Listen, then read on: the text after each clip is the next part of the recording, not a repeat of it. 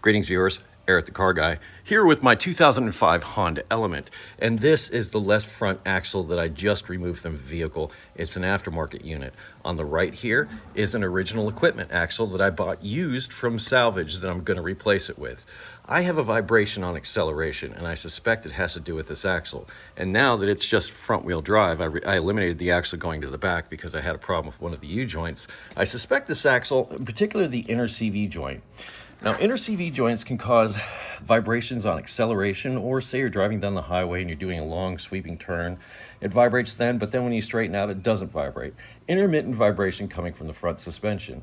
I often look to the inner CV joints for this. And the reason is because not only does the inner CV joint have to transfer torque, the twisting force coming out of the differential, but it also changes the effective length of the axle as the suspension articulates. So as the suspension is going up and down, this is moving in and out.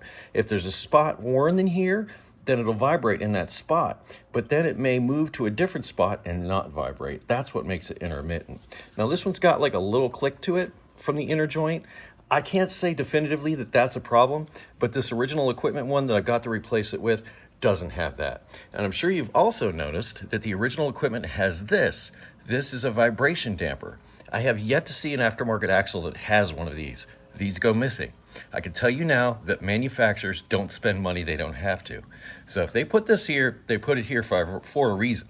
If you're having a vibration issue and you suspect an axle and you don't have one of these, maybe look for an original equipment from salvage like I did. I'm out on a test drive, the vibration is gone. As far as what brands to look for in the aftermarket with axles that don't vibrate, I think I've had trouble with all of them.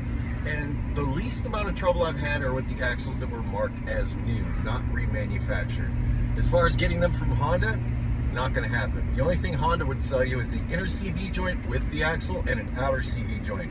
And believe me when I say, you don't want to check the price on that because it's probably going to be more than you expect.